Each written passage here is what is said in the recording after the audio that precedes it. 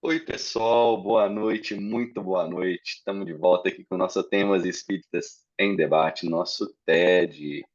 Mais uma vez, a gente seguindo aí com um convidado hoje, nosso companheiro, nosso amigo Eduardo. Ele vai falar para a gente sobre um tema que a gente propôs aí, as adversidades ajudam no crescimento espiritual? Esse é o tema que a gente propôs, que ele vai trazer para a gente aí um estudo, suas reflexões. Depois, como sempre, a gente parte para aquela conversa com o pessoal aqui presente, tá? Lembrando sempre que para quem não puder participar ou quiser compartilhar depois ou precisar sair mais cedo dessa live, fica salvo lá no nosso canal do YouTube, do Espírita.info e também no nosso site. Vamos pedir a Beth fazer uma prece para a gente e já já a gente passa aí a palavra para o Eduardo.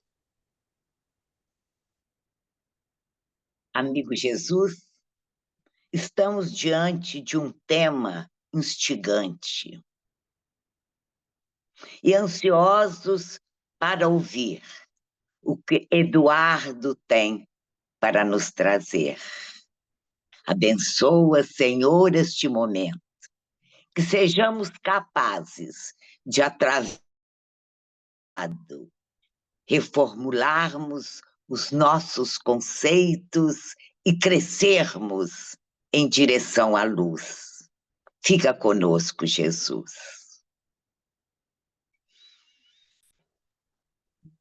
Eduardo, a palavra é sua, fica à vontade, fala aí, se apresenta, fala alguma coisa que você anda fazendo que você acha importante compartilhar conosco e já segue aí na sua apresentação. Boa noite, meus amigos, meus queridos amigos do Espírita.info.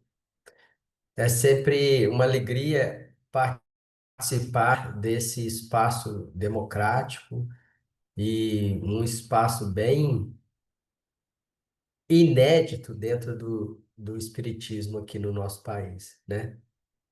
Esse tema é um tema desafiador, na minha opinião, não pela resposta em si, mas pela defesa da resposta em si.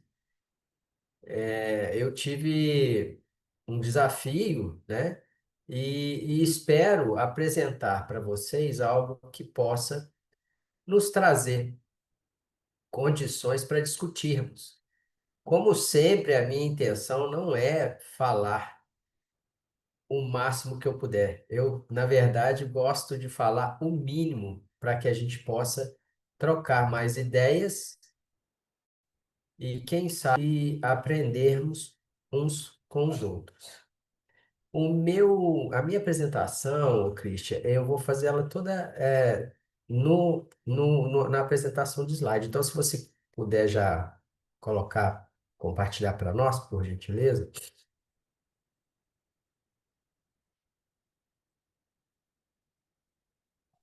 O TED, ele sempre traz esse formato para nós, né? Uma pergunta, um desafio, e a gente tem que trazer a nossa visão, os nossos conhecimentos e discutir. As adversidades ajudam no crescimento espiritual? E isso, para mim, foi assim. A minha resposta, para mim mesmo, quando o Eli me convidou e me trouxe esse tema, foi imediata. Eu já sabia o que eu pensava, né? E achei que pesquisando eu não ia mudar muita coisa mesmo do que eu já pensava, né? Como de fato. Só que eu consegui solidificar até bem mais em cima daquilo que eu acredito. Pode passar, Eli. Ô, Christian, desculpa. Então, o que que é a adversidade? Para a gente começar a dar nome aos bois, né? A palavra adversidade vem do latim e significa contrariedade ou oposição, ou infelicidade. É algo que se volta contra, né? Ou oposto daquilo que a gente está planejando. Portanto, ele tem um significado de voltar-se, virar-se contra aquilo que a gente está aquele caminho que a gente está seguindo, aquela intenção, né? algo contrário, algo desfavorável, alguma dificuldade ou algum sofrimento. Pode passar. E, por outro lado, a gente, né, volta na etimologia da palavra adversidade e também para responder essa pergunta, o que que é o crescimento espiritual baseado no que a gente sabe dentro da doutrina espírita, né? Nós sabemos que a evolução espiritual ou o crescimento espiritual ele se dá através das reencarnações, né?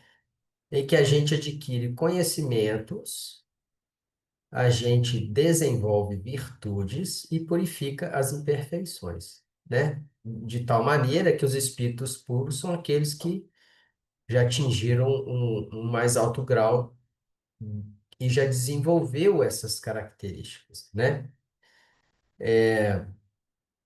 Colocado isso dessa forma, a gente começa a pensar, né, sobre a adversidade contribuindo para esse tipo de progressão espiritual, de crescimento espiritual. Pode passar.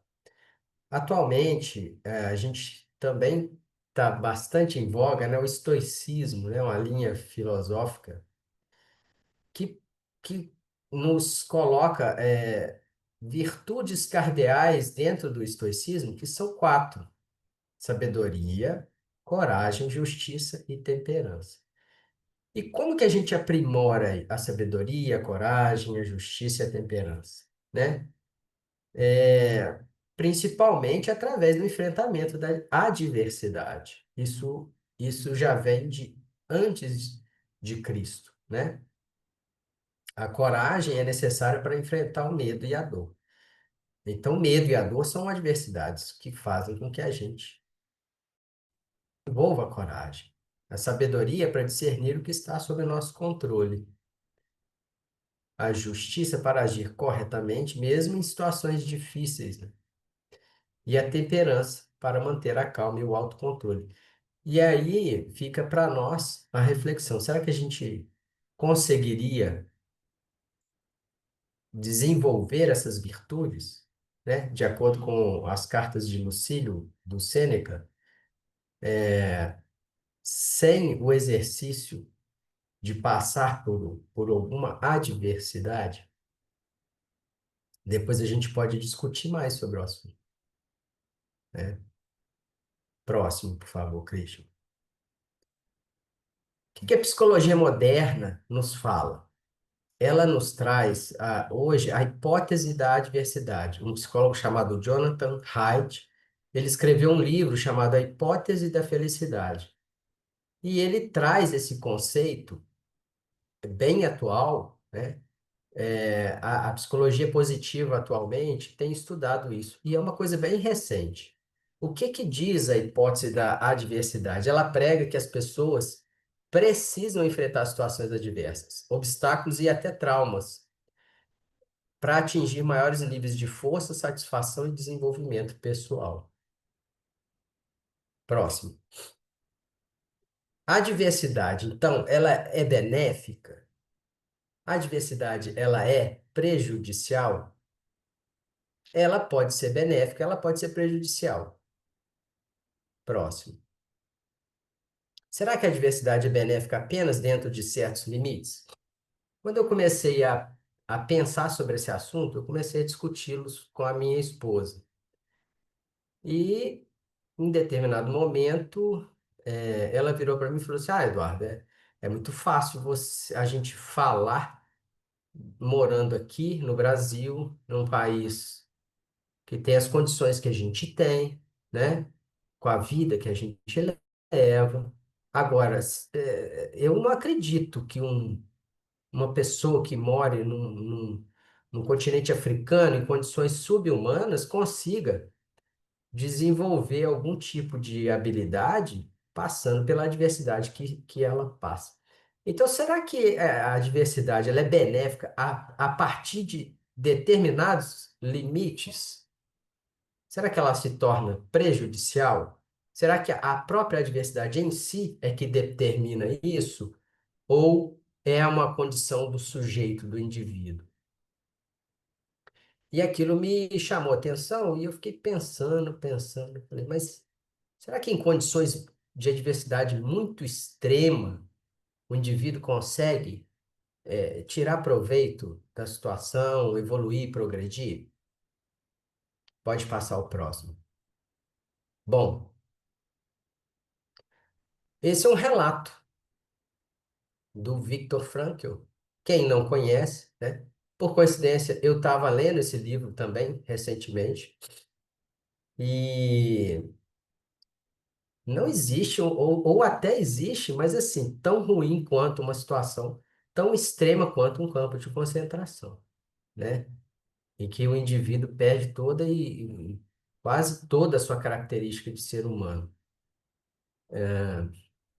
Ele relata no livro que havia uma situação muito interessante. Alguns judeus, que sempre foram perseguidos na história, né? Infelizmente, eles recebiam bônus depois de muito trabalhar. Ele cita que depois que ele cavou um túnel inteiro, ele recebeu 50 centavos de bônus. Esse dinheiro equivalia a comprar 3 cigarros. Mas ele refere no livro que a maioria dos que recebiam esse bônus trocava esses 50 centavos não por cigarro, mas por comida. Um pedaço de pão, um pedaço de manteiga. E era uma coisa muito interessante a observação dele, que quando ele via um colega que recebia o bônus, e daí a pouco ele via esse colega fumando, ele já sabia que esse colega, o que ele chama de ir ao fio no livro. O que era ir ao fio? É, de forma deliberada, se jogar na eletricidade, na cerca elétrica para se matar. Por quê? Porque ali já não fazia mais sentido trocar por comida. Eles experienciavam um prazer momentâneo de tragar um cigarro, dois, três, porque já sabia que ia morrer. E era batata. Logo em seguida, aquele companheiro que estava fumando os seus bônus, ele se jogava no fio.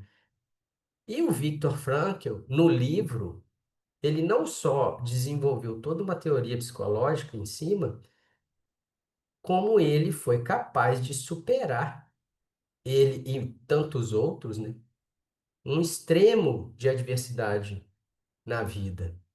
Sobreviver a um campo de concentração, nós não temos nem noção do que seja. Então, a conclusão que eu cheguei é que não há um nível de adversidade que seja nocivo ou benéfico, mas sim a pessoa que está suportando aquele nível de adversidade. Pode passar, Cris. O que a psicologia nos traz nos últimos 15 anos? Esse estudo ele é muito recente. Por quê? Porque até 15 anos atrás, o que se estudava era só os efeitos nocivos dos traumas. Como que a psicologia ela se ocupava das coisas ruins do trauma, do estresse, da depressão que um trauma ou uma adversidade poderia causar. Até que de 15 anos para cá, a ciência psicológica começou a voltar seus olhos para dizer, olha, mas espera aí, tem pessoas que se beneficiam após passar por um processo traumático. Vamos dar uma estudada sobre isso. E aí eles concluíram que existem 3 maneiras primárias de se beneficiar da adversidade. A primeira delas é um enfrentamento que, quando bem sucedido, de um desafio, o indivíduo descobre habilidades ocultas, entre aspas, ocultas. Por quê? Porque ele até então não sabia que ele tinha essa capacidade de superar situações e circunstâncias, né? Uma das lições mais comuns que a gente vê nos lutos e nos traumas é que somos mais fortes do que imaginávamos. E isso dá ao indivíduo mais confiança para enfrentar novas adversidades, futuros desafios e se recuperar mais rapidamente a um novo revés da vida. Essa é a primeira maneira. Pode passar.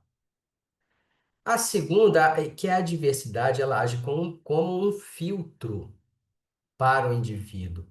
Então, diante de uma situação difícil, muitos companheiros, amigos, vêm ao encontro daqueles que estão passando por momentos delicados, mas outros se afastam, talvez até por inaptidão para lidar com aquela situação. Só que mais do que identificar os verdadeiros amigos, a adversidade, ela nos traz a capacidade de fortalecer os relacionamentos e abrir nossos corações para as pessoas que estão ali nos amparando. Então, o segundo ponto é identificar quem são os nossos amigos e aumentar essa nossa relação de amizade e visão das pessoas que estão ali ao nosso lado. E a terceira é a mudança nas prioridades que a gente desenvolve após passar por um trauma. Luto, experiência de quase morte, né? Quantas mensagens a gente já não viu psicografadas na literatura mediúnica, né? Ah, depois que eu passei por aquela experiência da desencarnação, se eu pudesse voltar atrás, minha vida hoje mudaria, né? Ou quem passa por um luto, passa a dar valor a mais, passa a ter uma outra visão da vida, das pessoas que o cercam, aqueles que têm experiência de quase morte, né? E pacientes que recebem o diagnóstico de câncer, paciente oncológico, quando eu era residente de clínica médica, nós ficávamos, por um período, responsáveis por uma enfermaria de pacientes oncológicos. E aí eu pude conhecer o perfil, cada especialidade tem um perfil de paciente. E o perfil do paciente oncológico é totalmente diferente de qualquer outro. É um paciente que não reclama das coisas, é um paciente que tem uma visão completamente diferente da vida, que valoriza cada momento, que é capaz de estar infartando numa emergência e não criar nenhum tipo de escândalo. Enquanto outros, que podem estar, às vezes, com um resfriado, fazem uma gritaria numa sala de emergência para ser atendido. Pode passar o próximo. Então, a psicologia traz uma visão fraca e uma visão forte dessa hipótese da adversidade. A visão fraca, próximo, ela mostra que a adversidade pode conduzir ao crescimento. Próximo. E a visão forte, ela nos coloca que o indivíduo deve passar pela adversidade para ele adquirir níveis mais altos de crescimento e desenvolvimento, que estão disponíveis somente aqueles que tenham superado e passado por grandes adversidades. Próximo. Então, a gente tem duas visões aí da mesma teoria. Percebam que a visão forte implica numa mudança como nós devemos viver e criar uma sociedade. A meu ver, volta um pouquinho, Christian, por favor. A meu ver, nós estamos vivendo um conflito geracional universal, em que, de forma nociva, nós estamos criando gerações inaptas a lidar com a diversidade. Vejam bem, nós estamos privando indivíduos de desenvolver um crescimento que só é disponível pela própria vivência. Veja os nossos jovens de qualquer lugar, tanto daqui quanto de outros países. Isso muda completamente a nossa forma de lidar com a situação. Pode passar o próximo. Esse outro psicólogo, Dan McAdams, ele coloca uma teoria de que a gente tem na nossa personalidade três níveis. Pode passar. O primeiro nível são os nossos traços básicos, aqueles que estão mais relacionados com a nossa questão genética. E esse nível, ele traz questões muito, muito fortes da nossa personalidade e que se manifestam de forma rápida, automática, frente às situações, imperceptíveis às vezes, ou quase sempre ou sempre imperceptível. Esses traços básicos constituem a base da nossa personalidade e é inconsciente. É aquilo que a gente faz inconscientemente. O segundo nível, pode passar, Cris, são as adaptações características. A gente já tem um certo nível de consciência dessa parte da nossa personalidade. Essas adaptações características é que nos faz modificar situações, visões, experiências e situações vivenciadas, mas sempre ligadas ao nível básico. A gente então mistura a circunstância do nível 2, que são as adaptações, com o nível básico, que é aquilo que a gente não domina, propriamente dito, e tem uma reação diante das situações e da vida. E o próximo nível, que é o terceiro, pode falar, passa, Christian, é o nível de história de vida. O ser humano, ele necessita de histórias. Nós somos constituídos de indivíduos. A raça humana precisa contar histórias.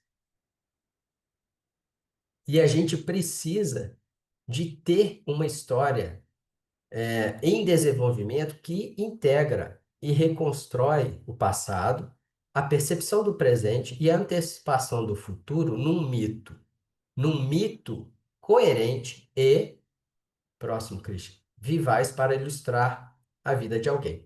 Então, nós precisamos de histórias que nos fazem sentir sentido na nossa existência.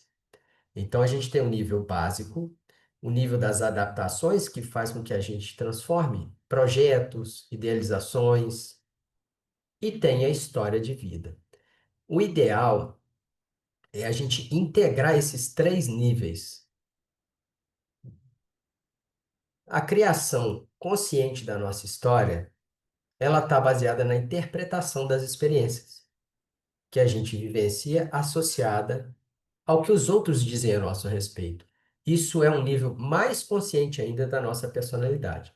Então, esse autor, ele nos caracteriza, ele traz uma teoria de que a personalidade tenha três níveis. E a adversidade, onde que ela entra? Ela pode ser necessária porque ela nos força a conter a pressa ao longo da estrada da vida, o que permite notar caminhos alternativos que estavam ali o tempo todo e refletirmos onde queremos chegar. Quando a gente toma um revés da vida, a gente tem que parar muitas vezes. Não, a gente tem que se adaptar, a gente vai ter que usar aquela característica da nossa personalidade, o nível 2, que é a adaptabilidade. E num outro momento, a gente tem que contar essa história. Então, a adversidade, ela é que nos proporciona esse progresso, essa parada na vida, para refletir e descobrir caminhos que antes a gente não enxergava. Pode passar, Cris. Vejam bem, o terceiro nível, que é o da história, a adversidade, o papel dela é mais óbvio ainda. A gente precisa de um bom material para escrevermos a nossa história. Para nós mesmos, algo que faça sentido. Vocês conseguem imaginar a Odisseia sem as aventuras de Odisseu? Não faz, não fica muito boa, né? A história não é boa. Precisamos de histórias para justificar a nossa própria existência, que fazem sentido. E a adversidade, ela é bem lógica nesse nível da nossa consciência. E o que que ele considera como histórias para nós? Fundamentalmente, são histórias, são as vicissitudes que a gente passa organizadas no tempo. Então, a nossa história de vida, que faz sentido para nós e precisa fazer sentido, né? Quando a gente tem uma história que não faz sentido para nós, quando a gente não consegue contar nossa história, aquilo nos traz uma sensação ruim de angústia, depressão, ansiedade. Para a gente superar um trauma, a gente precisa contar uma história que fundamente aquilo e traga um sentido para nós, mesmo que essa história não seja real. Pode passar o próximo, Christian. Quem cresce com as adversidades? Quem cresce? Como vai você? Assim como eu, uma pessoa comum, um filho de Deus, nessa canoa furada, remando contra a maré, não acredito em nada. Próximo, Christian. Até duvido da fé. Bom, vocês identificaram aí? Isso é um eu lírico, né? Pessimista, né? Quem aí? Somos todos filhos de Deus. Como vai você? Você é igual a mim, estamos todos na mesma condição de evolução, uns pouquinho mais, outros um pouquinho menos, com raras exceções, um Chico Xavier está na nossa frente muito, né? Mas a gente está mais ou menos no mesmo nível. E quem duvida que está aqui no plano reencarnatório, no planeta de provas e expiações, não seja uma canoa furada, com as adversidades remando contra a maré? Esse é o perfil pessimista. Agora o próximo, Christian. Como vai? Tudo bem? Olha a diversidade aí, ó. Apesar, contudo, todavia, mais. Porém, as águas vão rolar, não vou chorar. Se por acaso morrer do coração, é sinal que amei demais. Mas enquanto estou viva, cheia de graça, talvez ainda faça um monte de gente feliz. Esse é o eu lírico otimista. Aqui vocês vão lembrar que são duas músicas da Rita Lee, né? A primeira é Nem Luxo, Nem Lixo, e a segunda é a música chamada Saúde, em que ela traça justamente a adversidade como um elemento principal, só que com uma visão pessimista e uma visão otimista. Eu convido vocês depois a revisitar essas duas músicas, que, na minha opinião, são excelentes. Quem cresce com as adversidades? O otimista ou o pessimista? Que são características basais da nossa personalidade, aquele nível um, como eu te mostrei agora há pouco, como eu vos mostrei agora há pouco. Pode passar, Christian. O otimista, ele cresce de uma forma mais fácil. O pessimista, ele tem mais trabalho. Mas não quer dizer que o pessimista não tenha chance de crescer com a adversidade, tá? Pode-se tirar crescimento das adversidades mesmo sendo pessimista. Basta trabalhar o que os otimistas já fazem com mais naturalidade. Por fim, constrói-se uma narrativa sobre si mesmo com sentido de crescimento. A ciência já mostrou que escrever sobre traumas pode levar a um ganho pós-traumático. Não pelo desabafo em si, que é a teoria psicanalítica, né? A catarse, né?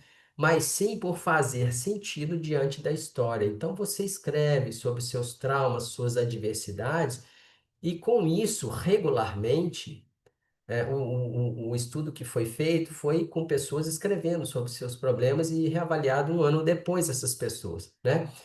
E elas melhoraram porque contaram histórias para si mesmas que fez sentido diante dos seus traumas. E isso fez com que elas melhorassem diante da adversidade. Então, qualquer um pode beneficiar-se das adversidades. O pessimista só tem mais trabalho para isso, tá? Próximo, Christian. Bom, qual é a solução que ele nos propõe, então, o Jonathan Haidt, né? Primeiro, antecipar a diversidade. Se a gente puder, se a gente já tiver uma tendência pessimista, né?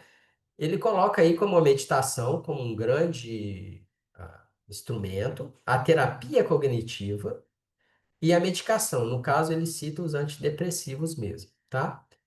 Aos quais ele não tem o menor preconceito do uso. Tá? Se tem aí, tem disponível, a gente pode usar, isso não é problema algum. E eu achei interessante a visão dele nos textos, né? Pode passar. Outra coisa que pode contribuir para superar as adversidades. Então, meditação, né? O remédio, terapia cognitiva, tenha boas conexões.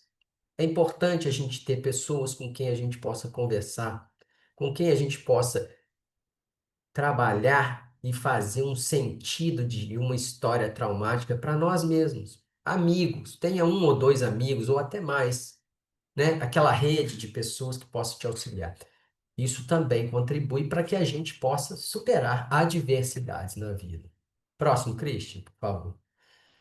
Fé e práticas religiosas auxiliam no sentido da narrativa histórica, ao passar pelas adversidades. Então, fé e práticas religiosas também nos auxiliam, tá? Permite uma conexão humana também com aqueles companheiros de fé, né? Aqueles que comungam conosco. Ali a gente pode encontrar apoio também que possa nos ajudar a superar adversidades e crescer com elas, tá? Próximo, Christian. Bom, aqui desconfigurou, mas é um poema para terminar. Chama A Arte de Perder, Elizabeth Bishop. Eu vou ler para vocês. Ó, a arte de perder não é nenhum mistério. Tantas coisas contém em si acidente de perdê-las sem perder, que perder não é nada sério. Perca um pouquinho cada dia. Aceite, austero, a chave perdida, a hora gasta bestamente. A arte de perder não é nenhum mistério. Depois perca mais rápido, com mais critério, lugares, nomes, a escala subsequente da viagem não feita. Nada disso é sério. Perdi um relógio de mamãe. Ah, eu nem quero lembrar da perda de 3 casas excelentes. A arte de perder não é nenhum mistério. Perdi 2 cidades lindas e um império que era meu, 2 rios e mais um continente. Tenho saudade deles, mas não é nada sério. Eu vou responder agora a pergunta. Essa aí veio de lambuja, né? Eu vou responder a pergunta. A adversidade nos auxilia a superar, a crescer espiritualmente? Eu digo que eu acho que é a única condição que a gente tem para crescer através das adversidades. Por 2 motivos. O primeiro é que nós estamos num planeta de provas e expiações, né? E não há ninguém que não passe por adversidades. E como o poema da Elizabeth Bishop mostrou, a regra é a gente perder todo dia. O elemento principal aí, o protagonista, é a adversidade. Então a gente precisa adaptar e crescer diante das adversidades. Então a minha resposta é sim, a gente cresce com as adversidades e, para mim, a teoria da adversidade, aquele elemento forte dela, a gente só cresce através da adversidade. Na minha opinião, num planeta de provas e expiações, a gente não tem outra maneira de crescer, a não ser passando por problemas. Agora eu abro para vocês discutirem e a gente trocar ideias. A gente agradece, então, Eduardo. Ótima apresentação. Vamos agora passar para os nossos companheiros aí, trazerem suas contribuições também.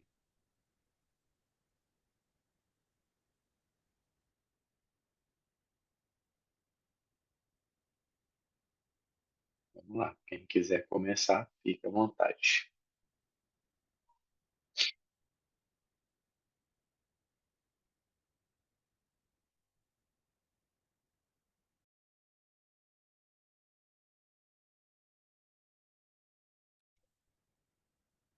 Quero retomar aqui sua ideia. Vou fazer uma pergunta aqui para você sobre o que é diversidade. Então, vou deixar alguém começar. Enquanto o pessoal estiver falando, eu volto lá. Estou com um privilégio aqui que eu estou com seus slides na mão aqui, né?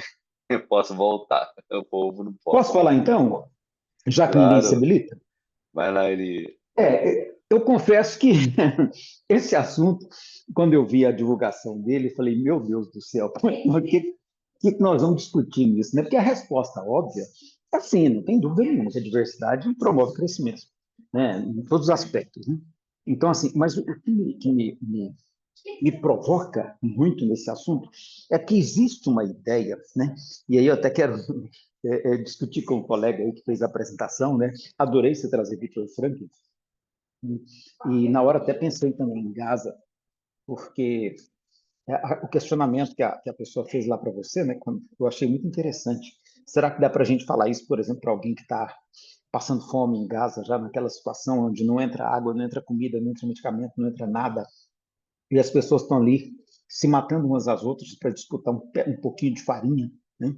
Então, assim, é muito delicado essa questão da diversidade, porque envolve uma, o risco de uma naturalização da diversidade. E eu acho isso extremamente perigoso.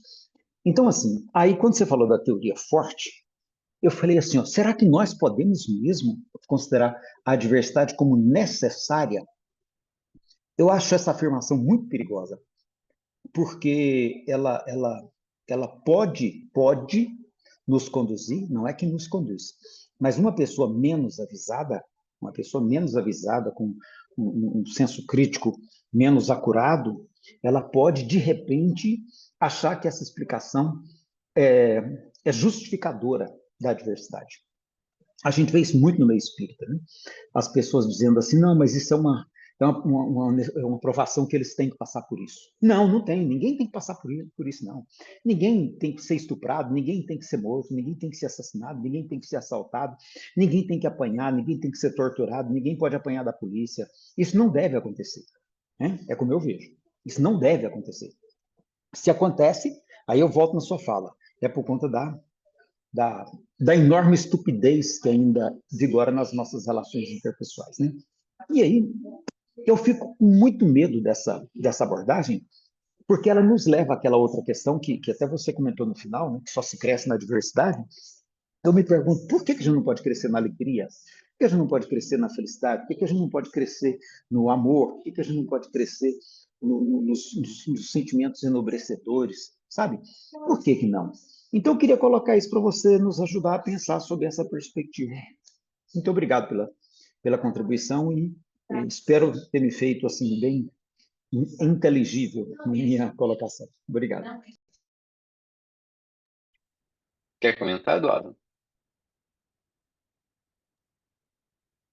Ou então, Elias, eu, eu penso o seguinte: a gente está num planeta onde o mal prevalece, né? Então, as adversidades, elas estão aí. E a gente não tem como idealizar algo que seria diferente. Nós temos instrumentos para superar. Claro, vai ter muita gente que vai ao fio, né? Como diz o Viktor Frankl, né? Vai se matar. Nesse mesmo texto, ele cita, por exemplo, o Elias, um autor que a primeira vez que eu ouvi foi numa das suas falas aqui, o Durkheim, que fez uma pesquisa na década de 50 sobre os suicidas. E qual foi a conclusão que ele chegou? E que depois a ciência comprovou. O excesso de liberdade, uma vida muito livre, muito tranquila, entre aspas, é fator de risco para suicídio. Olha que interessante, né? Nós precisamos de rede de relacionamentos, de coisas que nos prendam, de família. Então, a conclusão que ele chegou, e que depois a ciência mostrou, foi que casais com filhos se matam menos que casais sem filhos, que se matam menos que pessoas solteiras, descompromissadas, sem nenhum tipo de religiosidade, que se matam menos que pessoas que ficam totalmente livres pelo mundo. As adversidades, elas estão aí, não adianta a gente achar que nós estamos naturalizando uma ideia. Não, a gente precisa enfrentar essa realidade e desenvolver mecanismos e ferramentas que a gente tem, como eu disse, porque o nosso planeta é um planeta de provas e expiações. Então, a regra, infelizmente, é a gente ter dificuldades e problemas na vida. E não precisa ser um trauma, não, Elias. Às vezes, uma adversidade pequena pode transformar uma existência para melhor, eu digo, né? Não precisa ser um trauma. Aliás, o conceito de trauma também é a experiência vivida pelo indivíduo. Por que que duas pessoas passam por um assalto, uma fica traumatizada e a outra não? Às vezes com a arma na cabeça, às vezes sofrendo uma pressão ali psicológica violenta. O trauma em si não é o objeto que foi vivenciado, mas é a experiência que o indivíduo desenvolveu. Então, não precisa ser um trauma para transformar nossas vidas. A gente está vivendo num planeta que ainda não evoluímos para um planeta melhor, né? Então, eu não acredito que isso seja a naturalização. Eu acho sim que tem o perigo da gente achar que ninguém tem que passar por adversidade nenhuma e criar uma geração que é essa que a gente está vivendo, que, como ele mesmo coloca no texto dele, o Jonathan Haidt, o que que acontece com as gerações quando elas são blindadas? Cria-se uma altíssima expectativa de uma sociedade feliz, mentirosa, o que gera uma enxurrada de processos de uns contra os outros, por pequenas insatisfações, que é o que a gente está vivendo hoje.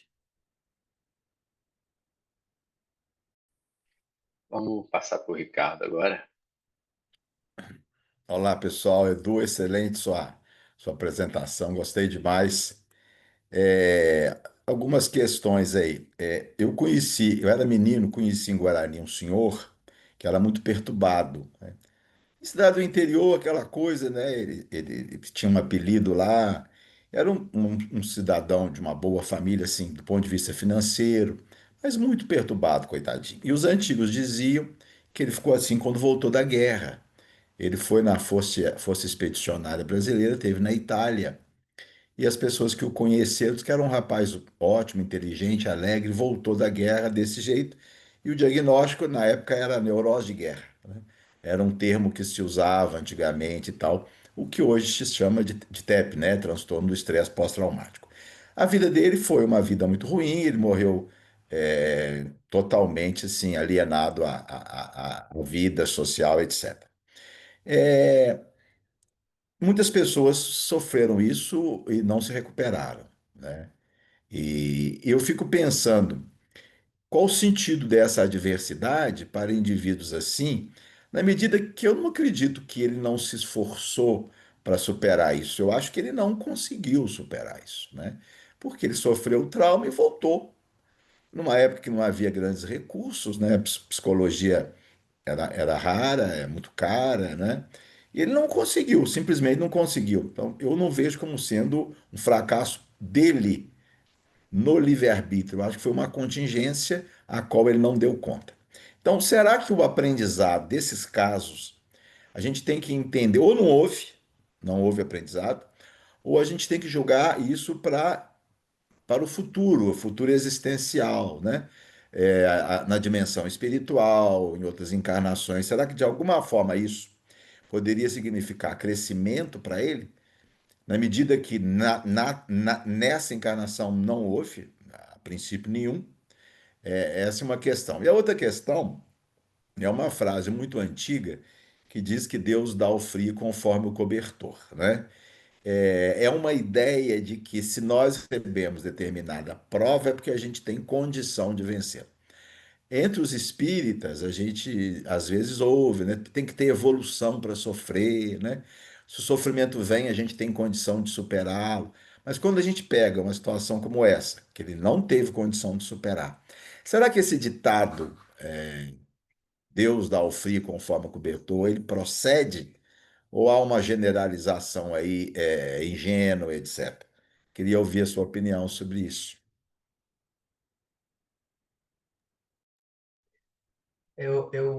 Primeiro eu agradeço o Ricardo que me deu uma fonte bibliográfica para estudar sobre o tema, né? O Ricardo me deu uma ideia excelente, ele que me deu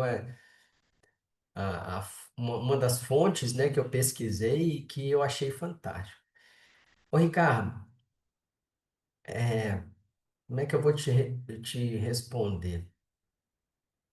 O Jonathan Haidt coloca como o transtorno de estresse pós-traumático a única exceção, né? Ele coloca como a única exceção para que a diversidade não tenha trazido um progresso para o indivíduo. Quando eu estava lendo, eu me permitir, olha só, quem sou eu para discordar do Jonathan Haidt, né? Mas eu me permiti discordar dele nesse ponto. Por quê? Porque eu vejo que, mesmo com uma pessoa que tem um estresse pós-traumático, ela desenvolve alguns elementos, mesmo que sejam poucos, mas é uma forma de viver. Você imagina esse herói de guerra aí, né? Por que que ele não se matou? Por que que ele levou um resto de vida tão, tão desesperador, né? Eu encaro isso por si só, Ricardo, como uma vantagem, como uma evolução. O fato dele não ter se matado, entende? Quando a gente vê vários, né, que às vezes por uma situação até menos traumática se matam, né? Essa é a minha visão. Então, eu discordei do autor quando ele diz isso, porque eu acho que mesmo quem passa por um estresse pós-traumático tem capacidade, tem suas potencialidades ali, mesmo que em comparação com outros sejam menores, mas eu acho que tem.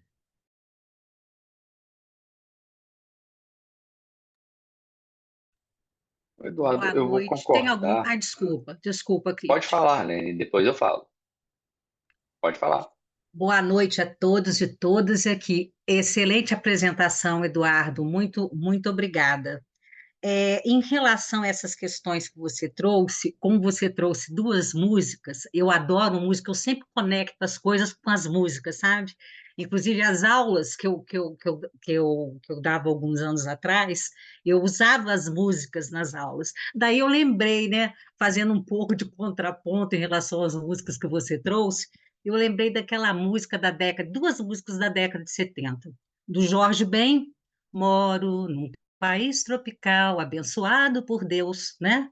E a música do Chico Buarque, apesar de você amanhã, ou seja, o, a ditadura militar e os crimes todos que aconteceram, né?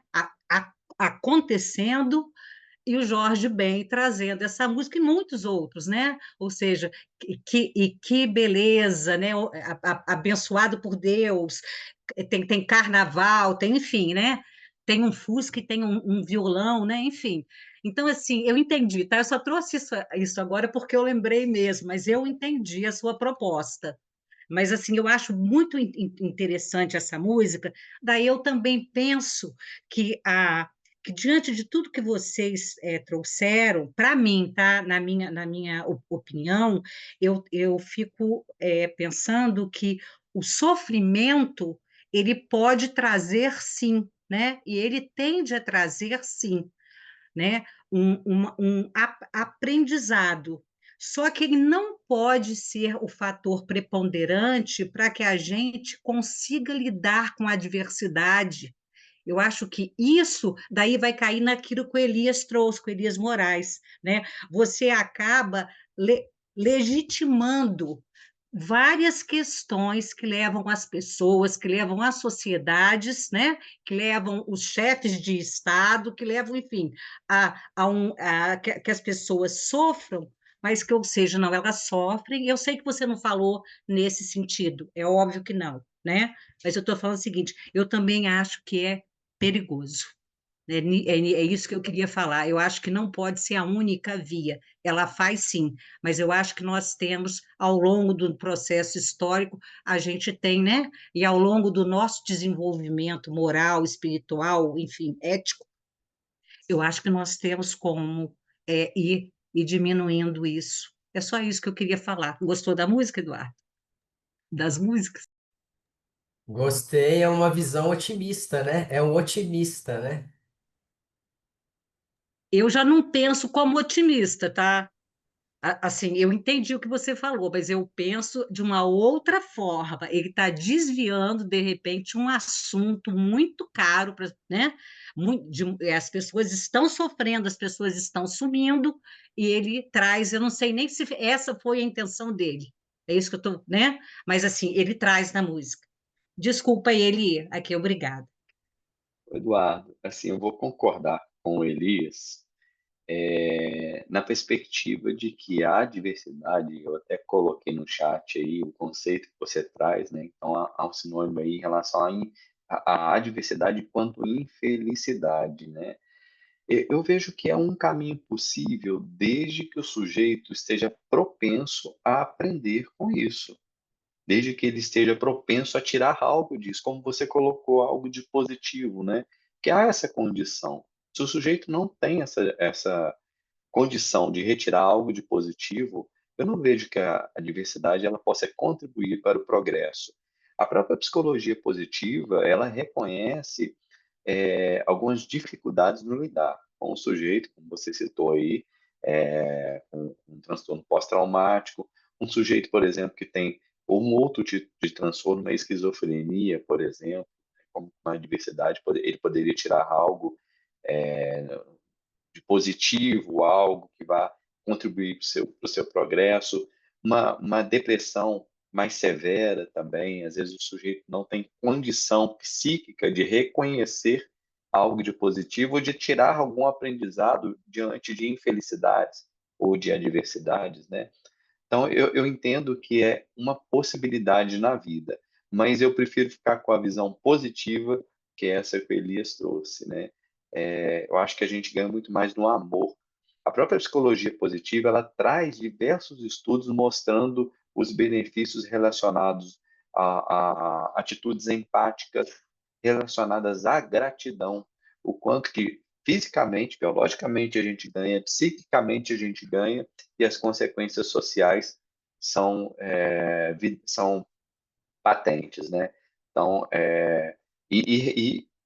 trazem essas pesquisas fazendo comparações, né? O sujeito com um olhar negativo e com um olhar positivo, quando ele consegue reconhecer que ele é grato por algo, e aquele que não consegue reconhecer, por exemplo, os ganhos do primeiro, né? Por isso, na própria psicologia positiva, há, em vários autores trazem isso, né? Perspectiva de resposta diante das situações da vida. Aquele que consegue responder de uma maneira positiva, que consegue exaltá-lo ao progresso, aquele que é morno, que não consegue, tá? Foi positivo, também não foi negativo, é aquele que é negativo, né? E sujeitos que estão nessa condição do negativo, isso é dele. Ele não consegue reconhecer, por exemplo, uma promoção no trabalho como algo, é, mu- tirar um aprendizado disso, tirar algo bom disso, e aí isso não gera, muitas vezes, algo que vai levar a progredir. Por exemplo, ele foi promovido e ele diz, tá, agora com essa promoção eu vou ter muito mais trabalho. É um olhar negativo de uma promoção, né? Enfim, por isso eu estou só reforçando aqui. O Elias vai falar um pouco mais daqui a pouco, depois Me dele. permite só Sim, uma coisa. claro, a Longe palavra é de estar sua. insensível ao sofrimento humano, muito pelo contrário. As coisas não são excludentes, entende, Christian? O que você disse, o amor, o afeto, a bondade, são instrumentos. E eu coloquei lá na minha fala que dentro daquele nível 2 da personalidade, é fundamental que a gente tenha isso tudo aí. Mas o que nós não podemos esquecer é que as adversidades vêm e que a gente passa por elas, invariavelmente. Todos, certo? Vamos passar por Eli agora. Dudu, É Li ou obrigado. Elias? É o Tem Elias. os dois. É o Eli, Elias. É o Eli mesmo. Obrigado, Dudu, pela apresentação. O Elias lembrou que é um tema que, na superfície, parece ter uma resposta simples e objetiva, né? Mas quando a gente aprofunda, não é. Então, falando de perigos em relação ao tema, mas sob uma outra perspectiva, eu acho que há dois perigos. Primeiro é generalizar o que está sendo chamado de adversidade, já que é imensa a variedade do que a gente poderia chamar de adversidade. Inclusive, coisas boas, dependendo da situação, se tornam adversidades ao longo do tempo, né? Então, generalizar, eu acho que é muito difícil, né? Por quê? Porque não há uma definição explícita do que seja diversidade, porque isso vai depender da interpretação do sujeito, né? O que é uma diversidade para um pode não ser para outro, numa mesma circunstância. Todas essas situações que a gente citou, desde o Holocausto, o câncer, a doença terminal, o estresse pós-traumático, são visões nossas, de fora, em relação a uma situação, onde a gente muitas vezes projeta o nosso sentimento e a nossa emoção, a nossa vivência naquela situação, que pode ser óbvio, generalizada, assim, superficialmente em termos de sermos todos seres humanos, mas a experiência específica vai ser sempre de cada um. Numa dada situação, num dado tempo, numa dada época da vida, num dado local geográfico, numa dada encarnação. Então, é muito difícil, eu acho, a gente generalizar a ideia de diversidade. Por isso que eu entendo, e eu entendi, eu procurei entender a apresentação que você fez, no nível individual. O que o indivíduo está considerando como diversidade? E como que ele, enquanto indivíduo, pode lidar ou poderia lidar com aquela diversidade, né? Porque quando a gente sai do nível individual, aí realmente as coisas ficam muito complicadas.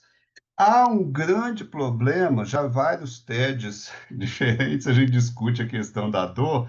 Há um grande problema para nós cristãos, de uma forma geral, que viemos da tradição cristã, de uma forma geral, que está lá numa das bem-aventuranças. Bem-aventurados aflitos. Só isso aí já coloca o negócio numa complexidade, porque, assim, do ponto de vista da tradição cristã, a aflição passa a ser uma bem-aventurança. Por quê? Né? Por quê? Então, eu acho que a gente precisa discutir um pouco, assim, pensar, não necessariamente agora, né? Mas quando a gente reflete sobre a questão da dor, é essa questão. Um grande problema para mim, né, uma opinião pessoal, em relação ao posicionamento não só cristão, mas até espírita, muitas vezes, em relação à dor, é achar que a dor tem finalidade por si só. Quem dá a finalidade são os indivíduos. Quem dá a finalidade é a gente, não é o processo. O processo da dor, e você colocou isso, está presente no mundo. Seja uma dor, vou colocar entre aspas, natural, né? Aquelas que o budismo aborda, né? O envelhecimento, a morte, né? A doença, seja um processo natural, seja um processo da maldade provocada pelos outros, mas ela está presente, né? Então, assim, a dor tem uma causa, mas a finalidade são os indivíduos que dão. Quando muitas vezes os cristãos e os espíritas colocam assim, é preciso a dor para evoluir, tem um grande problema aí. E aí, nesse ponto, eu entendo o questionamento da Arlene e do Elias, porque realmente esse é um discurso comum, né? É preciso sofrer para evoluir. Não é preciso sofrer para evoluir, mas você vai sofrer. Se você vai evoluir ou não vai evoluir é outra coisa. Porque nesse processo em que a gente está, a dor até na natureza existe. Quando a gente olha a evolução biológica nos diversos reinos, é sempre com dor. É sempre com dor.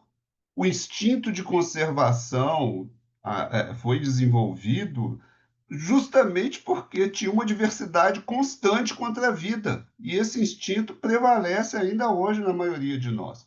O instinto de conservação da vida contra as adversidades. Então, eu acho assim, há um perigo real, eu acho, nesse discurso de achar que é preciso a dor ou a adversidade para o indivíduo crescer.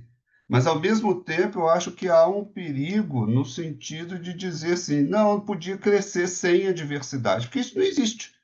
Não existe, né? Pelo menos assim, não ao nosso redor e não na situação hoje. Vai chegar, esperam os espíritos, que um dia que não vai ter? Vai. Mas, por enquanto, não existe e nunca existiu.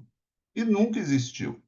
Ah, era mais fácil a gente evoluir com amor e tal. Mas da onde vem o amor? Da onde vem esse sentimento? Porque ele não é intrínseco no espírito. Se a gente acredita num processo de evolução anímica, o sentimento de amor, de gratidão, de companheirismo, de solidariedade, ele vai ser desenvolvido. E vai ser desenvolvido como? A partir do momento que nós, espíritos, enfrentamos as adversidades, superamos depois do sofrimento a visão egoísta da vida e percebemos que a solidariedade, o companheirismo, a amizade é muito melhor e faz a gente crescer com muito menos sofrimento. Mas, assim, não há como aprender a lidar com a diversidade a não ser passando pela diversidade. Não adianta ler um livro, não adianta ver um filme, não adianta assistir uma live, porque é da experiência do espírito, pelo menos o que a gente vê em toda a base espiritual. É da experiência do espírito enfrentar essas adversidades, essas oposições, essas dificuldades, e gradativamente crescer com elas, que é, só para, chega que eu já falei demais, mas um segundo perigo, que é abordar a ideia da diversidade pensando numa encarnação só. O Espiritismo não considera uma encarnação só. Então, se nessa encarnação o moço que voltou da guerra voltou com o trauma da guerra, isso é uma encarnação. Para nós que estamos encarnados, óbvio, né? A gente vê aquilo sob uma outra perspectiva, aquilo é a vida. Mas do ponto de vista espiritual, que é muito difícil a gente ter quando a gente está encarnado, obviamente, aquilo é mais uma vida, mais uma experiência. Daqui a 100, 200, 500 anos, aquilo vai ser uma lembrança de uma experiência dolorosa que teve, como hoje cada um de nós lembra de situações dolorosas que passou nessa encarnação e que foram vividas, superadas e passou. Ah, eu não aprendi nada com aquilo, mas passou, né? Eu acho que a abordagem espírita precisa sempre ressaltar de que o processo é contínuo, não é um processo que ocorre numa encarnação só e que gera daí para frente consequências dolorosas, consequências que nunca mais vão ser reparadas. E é estranho falar, né, só para encerrar de vez, que conforme o espírito fica mais evoluído, ele sofre menos, porque o modelo e guia da humanidade reencarnou e sofreu, e sofreu muitas adversidades. Então parece que assim, evoluir, não livra das adversidades, não. Muda talvez o teor, mas não livra das adversidades, não. O Eduardo, eu vou sugerir, já está caminhando para o encerramento, que a gente passe aí para o Elias, e em seguida para o João, e depois a gente volta para você fazer os comentários, você vai anotando aí o que você quiser falar. Pode ser? Então vamos lá, Elias. Em primeiro lugar, eu quero até. Agora eu vou passar para o outro lado, Eduardo. Agora eu vou defender o que você disse, tá? Eu acho que é muito importante também isso que você disse, né? Se a gente tenta blindar as pessoas, e aí eu vi que você falou muito voltado para a educação de filhos, né? Blindar nossos filhos contra a adversidade. Aí eu até anotei aqui, ó, isso já é outro problema, já é outra adversidade, né? Que é a gente estar negando a realidade junto deles e tirando deles a oportunidade de aprendizado, e aí eu concordo inteiramente com você, que as adversidades nos proporcionam, né? Então, eu concordo, eu achei esse ponto, assim, um ponto muito bom da sua fala, que eu até achei por bem resgatar aqui agora, porque eu acho que tem muito a ver com isso que a gente está discutindo aqui, e ele é um ponto alto da sua fala, né? Eu gostei também muito quando você foi lá no estoicismo, sabe? E aí concordo, a diversidade é inerente à vida. É inerente à vida. Eu gostei quando ele falou que o próprio Jesus, né? enfrentou a adversidade. Isso é inerente à vida, né? É próprio da natureza. O Ricardo usou a palavra adversidade como um elemento contingencial. Eu acho que isso é muito bom, né? Então, assim, o que eu acho que talvez a gente precise posicionar melhor do ponto de vista, vamos dizer assim, de uma pedagogia, o espírito, o Alexandre Júnior adoraria ouvir isso, né? É que a gente tem que entender que toda e qualquer situação oferece possibilidade de aprendizado, e não só a diversidade. Né? Então, assim, viver é aprender.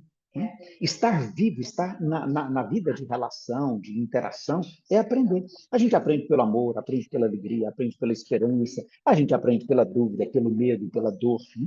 Então, toda e qualquer experiência, ela promove o crescimento espiritual. Eu acho que é esse, talvez, o ponto que eu acho que é importante a gente pensar em termos de uma pedagogia espírita. Né? Toda e qualquer experiência, ela eleva o nosso nível de consciência de nós mesmos, de consciência do outro, da realidade da nossa volta. Eu até anotei aqui, quando depois, né, o poema do Gonçalves Dias, que eu acho belíssimo, né, quando ele fala: meu filho, a vida é luta renhida, viver é lutar. A vida é combate que aos fracos abate, e aos bravos e fortes só faz exaltar. Então, assim, eu acho que é muito bom se a gente perceber a diversidade por esse olhar que você está trazendo. Né? Eu acho que é muito importante isso aí. A única preocupação que eu tenho é de a gente não endeusar as adversidades como sendo algo natural, como sendo algo que faz parte, que necessário ao nosso crescimento, sabe? Essa teoria Ford que você apresentou aí, ela me assustou muito, né? Necessário ao nosso crescimento. Não, acho que ela é algo que dentro dela a gente também aprende. Né? Se é necessária, eu penso que é o contrário. Eu acho que amor é exatamente o sentimento que leva a gente a lutar contra a possibilidade de adversidade para os seres humanos. Quando o Ricardo trouxe o exemplo da guerra, eu acho assim que amor é a gente tentar fazer com que as guerras não existam, para que seres humanos não sejam expostos a essas situações tão absurdas quanto a guerra promove. Amor é a gente evitar que Gaza continue. Amor é evitar que a pobreza e a fome continuem incomodando as pessoas, não só no Brasil, como no planeta Terra inteiro. Né? Então, amor é o sentimento que leva a gente a tentar neutralizar as possibilidades de adversidade na vida, sabe? E quando elas se colocam como inevitáveis, aí a gente vai tentar minimizar o sofrimento que elas causam, tanto quanto possível também, né? Então, assim, eu penso que a diversidade, ela é inevitável, mas também ela é indesejada. Porque e a questão dos nossos filhos, mesmo meus filhos, eu vou tentar blindar eles tanto quanto possível das adversidades. O que eu não posso é, na hora que elas surgirem na vida deles, tentar tirar eles da situação para que eles não vivam a realidade que está posta para eles, né? Mas tanto quanto possível, eu dei as melhores escolas para os meus filhos, eu tentei nunca deixar eles passar falta de nada, eu procurei cercar eles de todos os elementos de proteção e de segurança que me foi possível. Mas na hora que isso não foi suficiente, na hora que a esposa do meu filho meteu o pé na bunda dele, aí eu não tenho como, né? Aí eu já não posso protegê-lo mais, eu tenho que deixar ele sentir a dor, né? Mas eu penso que é isso. É a gente ter o cuidado de não entender como necessária, como algo assim, sabe? É só nisso, né? É só nesse sentido. Mas eu acho muito importante isso que você trouxe, sabe? De a gente também, a hora que elas aparecem, a gente não tentar fazer com que a pessoa não viva, né? Porque isso não adianta, a gente não vai ter poder para isso, né? A gente pode minimizar a dor, a gente pode tentar ser solidário, mas não tem como tirar as pessoas das adversidades que eles enfrentam. Mas muito obrigado. João? Boa noite, meu povo. Eu sou Eduardo, rapaz. A diversidade maior do que esse tempo aqui, que não aumenta, tô com medo até que diminua. Tema para 2 horas. Só o Elias Moraes tem mais 20 minutos para falar. Eu gostei de uma coisa que o Elias Moraes falou, que ele disse que conseguiu eliminar, ou pelo menos proteger os filhos de várias adversidades. Mas de uma ele não conseguiu. A diversidade que a mulher pode causar ao homem é difícil. Essa daí, nem o Elias Moraes conseguiu proteger os filhos, é difícil. Não foi falado, né? Deixa para outro TED. Eu escrevi aqui algo, aí eu cortei pela metade, vai ficar um quarto, que já está no final, né? E é assim, mais ou menos eu estava escutando vocês falando aí, um outro, aí eu tinha que terminar propondo alguma coisa aqui. Eu escrevi assim: que lindo, Astor, torturas da ditadura produziu canções. A criança de 6 anos abusada será a melhor escritora da cidade. Um dia, Arlene, Gaza vai virar lindos poemas. Sem o nazismo, não teria filmes como A Lista de Schindler. Aquele faminto nas madrugadas frias logo fará um lindo quadro, Elias Moraes, sobre a beleza da fome das ruas. E, por fim, numa prece, seria apropriado, em nome da evolução espiritual, desejarmos, talvez, do fundo do coração para nossos amigos, que em algum momento dessa encarnação, alguém tivesse um câncer, uma dor muito grande ou um abençoado trauma, meus irmãos. Tudo em nome da evolução. Se tem alguém nessa noite que entende sofrimento de doença, é o Dr. Eduardo. Porque o senhor se formou para lidar com pessoas doentes. É a sua prática diária. Eu lhe perguntaria, desses pacientes que o senhor atende, doutor, o senhor viu algum deles se tornar alguém melhor por causa dessa doença?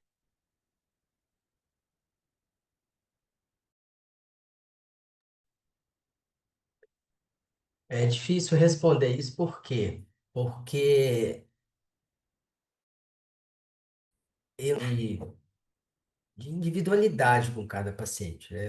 Eu não estou imerso ali na vida de cada um, sabendo as relações individuais de cada um, mas uma coisa eu posso te falar, a visão da vida, em algumas pessoas, ela muda radicalmente, né? Como eu te falei, os pacientes oncológicos, então, nem se fala, né?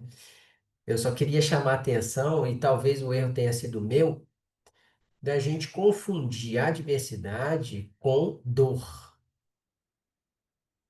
né? A própria evolução que eu coloquei no conceito inicial é evolução não só moral, né? É evolução também intelectual, né? Então você imagina aí o ser humano na sua evolução, por exemplo, antes de descobrir a roda, né? Diante de ter que transportar algum objeto pesado de um lugar para o outro, aquilo era uma adversidade. Então não é só a dor que eu estou dizendo. Eu estou dizendo também das situações que são adversidades também, para a gente não confundir, né, a questão da dor. Talvez eu tenha dado a entender isso e eu peço desculpa se eu fiz dessa forma. Mas, ô João Márcio, eu já vi pacientes, sim, que mudaram o sentido da vida depois da doença. Isso é verdade. Mas o meu relato é muito pouco perante, né, a história da humanidade, né? Quem sou eu com alguns pacientes? Minha estatística é quase nada ou é nada, né? Eduardo, a gente agradece mais uma vez aí sua apresentação, a provocação que deu aí, conversa aí, disso que a gente gosta aqui no TED, né? A gente poder expressar nossas opiniões e chegar no final aí satisfeito com isso e o João mais uma vez com vontade de estender o horário. Aí a gente sabe que o TED deu certo, né? A gente retorna daqui a 15 dias e fica aí. Um abraço para todos e um ótimo desejo de um ótimo finzinho de noite aí. Tchau, tchau, Tchau, pessoal. boa noite, pessoal.